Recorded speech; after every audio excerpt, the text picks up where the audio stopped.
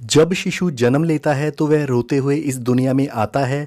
इसके क्या कारण हैं और बच्चे का जन्म के समय रोना क्यों ज़रूरी है, तो आज के छोटे से वीडियो में इसी के बारे में बात करेंगे। नमस्कार दोस्तों, बहुत बहुत स्वागत है आपका तंदुरुस्त जीवन चैनल पर।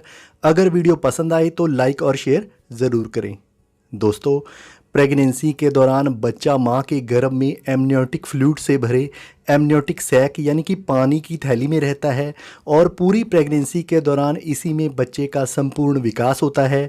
उस समय बच्चे के फेफड़ों में हवा नहीं होती, बल्कि उसके फेफड़ों में भी एमनियोटिक फ्लूइड भरा होता है और ऐसे में बच्चे को सारा पोषण अपनी मां के द्वारा गर्भनाल के ज़रिए मिलता है।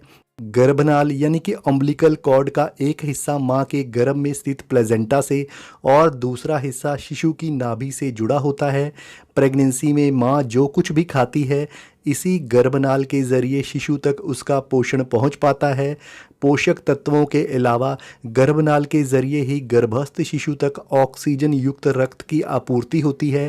कहने का मतलब है कि प्रेगनेंसी के दौरान गर्भस्थ शिशु के लिए मां ही सांस लेती है, यानी कि मां के खून में मौजूद ऑक्सीजन गर्भनाल के ज़रिए गर्भस्थ शिशु तक पहुंचती है।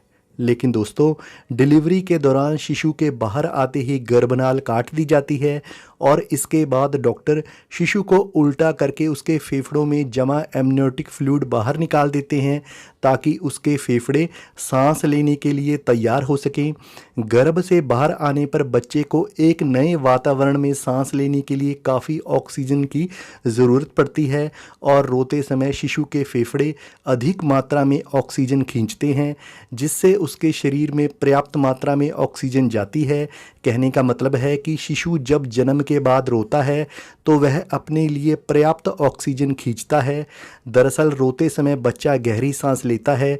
यही कारण है कि जन्म के बाद अगर बच्चा खुद नहीं रोता है तो डॉक्टरों द्वारा उसे हल्की सी चपत लगाकर रुलाया जाता है। दोस्तों, जन्म के बाद पहली बार रोने से नवजात शिशु के फेफड़े इस दुनिया में सांस लेने के लिए पूरी तरह से तैयार हो जाते हैं और इससे पता चलता है कि शिशु के फेफड़े और हार्ट ठीक ढंग से काम कर रहे हैं।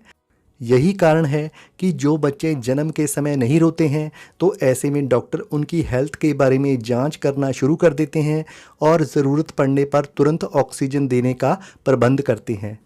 कुल मिलाकर जन्म के समय बच्चे के रोने से उसके स्वास्थ्य के बारे में पता चल पाता है। दोस्तों, जिन बच्चों का जन्म समय से पहले हो जाता है तो ऐसे प्री मैच्योर बच्चों को जन्म के तुरंत बाद सांस लेने में मुश्किल हो सकती है, क्योंकि उनके फेफड़े पूरी तरह से विकसित नहीं हुए होते। इसके अलावा दोस्तों, कई बार ऐसा भी होता है कि जन्म लेने के काफ़ी दिन बाद भी बच्चे को सांस लेने में मुश्किल होती है, क्योंकि बच्चा अपनी परेशानी आपको बता नहीं सकता। तो ऐसे में कुछ लक्षणों से आप समझ सकती हैं कि बच्चे को सांस लेने में मुश्किल हो रही है। तो इस बारे में मैंने अलग से पहले ही वीडियो बनाया हुआ है। अगर आप देखना चाहती हैं तो उस वीडियो का लिंक आपको मेरी आज की वीडियो की डिस्क्रिप्शन में मिल जाएगा। तो अब आपको पता लग गया होगा कि जन्म के समय बच्चा क्यों रोता है और उसका रोना क्यों ज़रूरी है। अभी के लिए इतना ही।